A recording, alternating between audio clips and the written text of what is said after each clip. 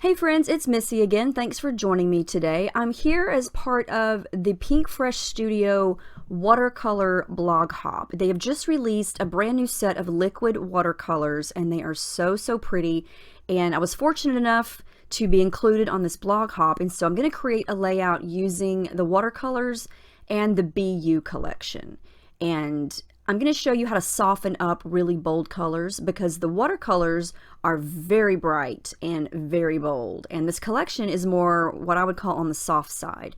And there are 12 colors, and the cool thing about these is they're already ready to go. They come in these little glass bottles and they have a dropper, so all you have to do is squeeze the top of it and then the dropper fills up, and then you can squeeze out as little or as much of the watercolor as you want. And I know it's hard to see, but these are very bright, bold, beautiful colors. I mean, you get a full rainbow of color here. And so I'm going to show you how to soften up these bold colors to go with a layout or a collection that has these colors in it. Now, this is a pattern paper from the collection, and I'm going to use a cut file as my big design element on the page. And this is from the Cut Shop, and it's called Flutterby, and it's basically a big circle of connected butterflies. And so what I did was enlarge it and run it off the page, and so it's going to be basically just a half circle of butterflies. And I wasn't quite sure what I wanted to do with the actual cut file, so I went ahead and added a little bit of gesso to it before I peeled it off my mat. And this is a brand new cutting mat. I finally retired the old one, and so this was the very first thing that I cut on it. And I've learned from experience with Pinkfresh Studio paper, it's very thick, so turn up your blade if you're going to cut a paper. So I turned it up to I think 7, and it cut beautifully, because in the past I've left it on like a 4 and it just did not cut all the way through. So this is kind of what I had in mind here, and I'm going to use another pattern paper from the collection. It's basically white with little black dots on it, and I consider that a neutral type of paper. It's perfect for a background. And so what I thought I would do is go through the 6x6 paper pad and trace around each butterfly to create a solid butterfly to go underneath each butterfly. I didn't want to back each little individual cutout of each butterfly. That was just not kind of the look that I was going for.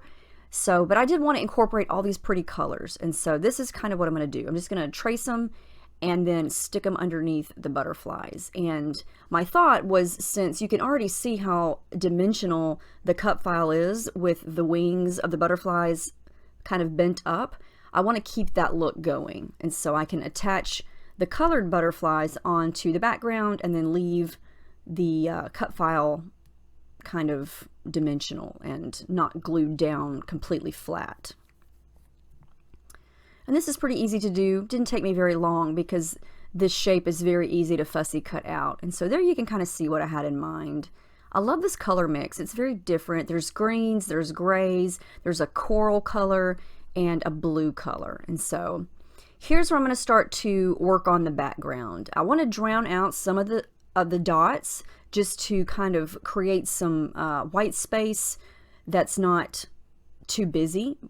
And so I spent some time doing that and let it dry. And then I'm going to start to play with the watercolors. I'm just going to squirt them onto some plastic packaging here and lightly start to add a little bit of color to the actual cut file. And that color that I'm using here is my favorite one of all the colors. It's called Sky Blue, and it is so pretty. It's just a light blue color, and you can make it really bold, or you can lighten it up by adding just a little bit of paint and some water. That's my advice, is if you want it to get light, just use a little bit of the color because it's very intense. A lot of this paint goes a long way, and add a lot of water. The more water you add to it, or the more you water it down, the lighter it's going to be. And so you're going to see how I'm going to take bold red, orange, and pink and make it really, you know, softer to match the color in these butterflies here. So you can kind of see how I faded out some of the dots, and this is going to give me more of a solid, you know, white base to work with. And it also creates a barrier on the paper. See how bold this is? Very bright. I mixed a couple colors together, and that was just too green. It was too much. So I cleaned that up, and I'm going to try to remix it again. And I know everything looks really dark. This is the aquamarine, and it's more of a green teal color. Very bold.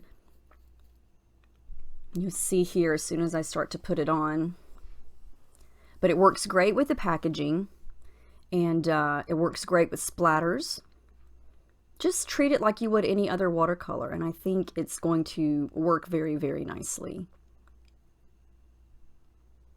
And I'm just trying to get a messy watercolor randomy, there I go making up words again, and I know that's not a word. Random artsy type of background. This is called key lime, and it's exactly what it looks like, a lime. So I'm going to add a little bit of that in. Even though that color is not in these papers, I'm going to keep working at it and blend it in with the light blue on the background, and it winds up working out. You can even drop it directly onto the paper and add water, let it run. I highly recommend gesso first if you're going to do something like this on pattern paper, because it is water. You know, everything that you're adding is water, and so the more water you add to paper, obviously it's going to start to rip and tear, and so the gesso is going to prevent that from happening. Okay, here's where I wanted to create that coral color that's in that butterfly right there on the right, but the red and the pink and the orange in these paints are super rainbow bright, and so all I did was kind of mix just a tad bit of each one and then just added more water, and you can see I got the color exactly like I wanted. And I'm just kind of using my brush to go around the blues and the greens to create basically just a big blob of color. And I'm going to dab it up with my paper towel roll, and you can see there it got a little bit lighter. And it looks totally different when you put the actual cut file back on top of it. I know I've been saying this a lot, but sometimes your background has to get scary looking and very, very messy, and almost to the point where you think, this is terrible, I need to throw this away. But keep working at it, because when you add your photo on top of it and you bring your cut file or your papers back on top of it, it looks totally different, because some of it's going to get covered up. And I like that effect. I like that some of it gets covered up and you can see parts of it kind of showing in between each one and around. And that's kind of the look that I love to go for. So I just keep playing around with it. I darkened the red coral a little bit more. And here's where I wanted to kind of add some shadowing behind the butterflies. And so I took the black paint, it's called Licorice, and I really, really added water to it because I wanted it to be gray. I didn't want it to be black. And so I'm just lightly going in kind of a messy, haphazard way, kind of underneath the butterfly on the bottom. I just wanted to kind of create a little shading effect so it looks a little more dimensional.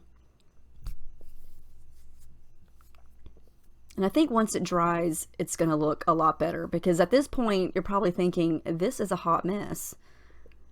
And I tend to agree, but I think it turns out okay in the end.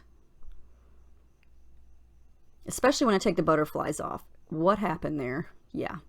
And then also add splatters. If you want black splatters, just make sure you don't have a lot of water mixed in with it, and it's going to be great. So you can get all different shades of gray here. So now I'm going to go ahead and trace. No, I'm not going to trace. I'm going to cut off the edges of the butterflies that are going to hang off the end of the paper. And then I'm going to add in my photo. It's another cute selfie of me and Paige from a few years ago. I can't get enough of little selfies. I just think they're so cute, especially when they smile. I need to take more. These are from a few years ago. You know me, I have to add my thread. So I'm coming in with some aqua color. And then I've also pulled a light mint color, a gray color. I think those are the only colors that I've got out there. But yeah, just to add a little bit more whimsy to the background here. And then I'm going to start to glue down just the bottom parts. I've already glued the cut file to the actual center of the butterflies. I'm going to leave the wings unglued so they flutter up.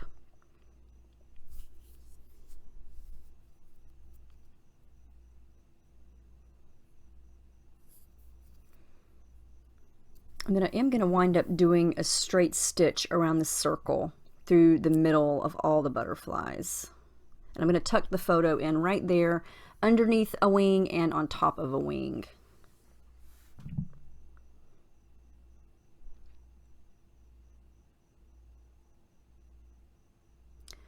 And that's just some adhesive foam that I use quite frequently. I get that from Walmart, and I think it's in the craft section. You get 40 sheets for $5. I'm going to start thinking about embellishments here. I had the chipboard sheets from this collection, and I really wanted to use this oval. It says "Together is my favorite place to be." I wanted to use that as my title. So I'm going to incorporate that over on the left, as well as this chipboard frame, and it has gold foiling on it. So pretty.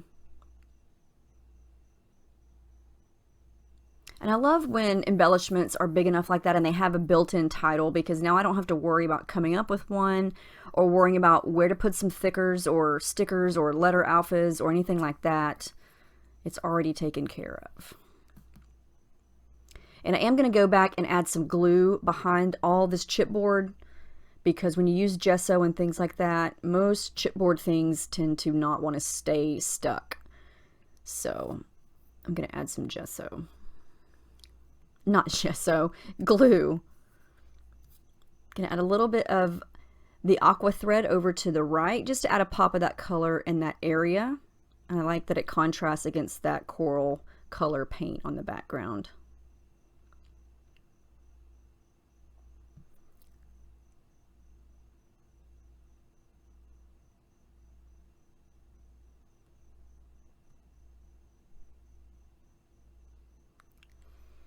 And I know someone's probably going to want to know, I use the Scotch tacky glue in my fine liner bottle. I use some of the aqua thread to just do a stitch very messily. I kind of got off center there a little bit, but that's okay.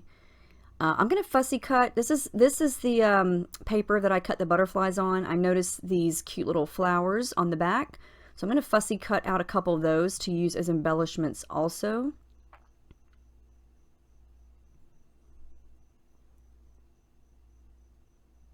And I did have to add 2 pieces of foam underneath.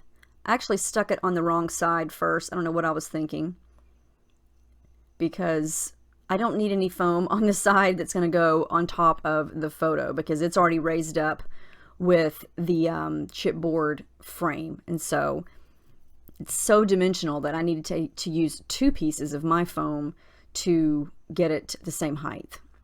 But now it's even, it's not going to sag down. So I'm going to make sure that is stuck down.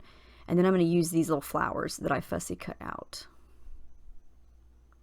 And I'm not going to really do anything else to the butterflies. I like them as they are.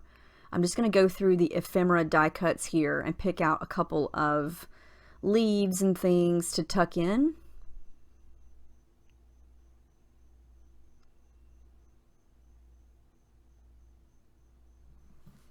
And I'm trying to pick things that contrast with the colors.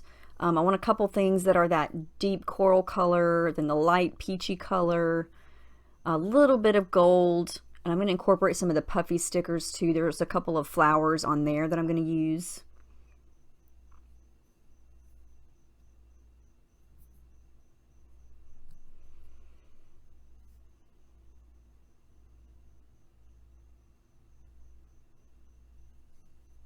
And my main thing that I'm going to do here is just work on that cluster. I'm going to add a little bit more thread, and that's the gray color.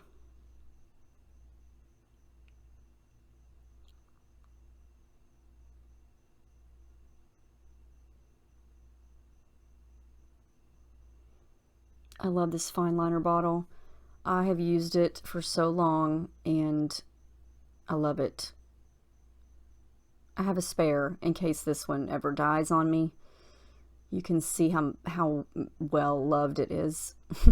I'm going to add a couple of circular puffy stickers at the bottom and the top, and then I'm going to add a couple of lines for journaling right down there in that little nook, and I believe it's almost finished.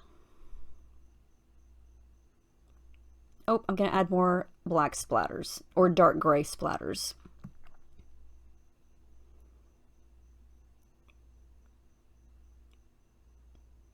And then I definitely think that's going to be it. I do add the date, but that's the final layout. I love how this turned out. These watercolors are awesome. They're super fun. Make sure you check out the Pinkfresh Studio blog, the Instagram, and the Facebook, because they're going to be giving a set of these watercolors away on each one of those platforms.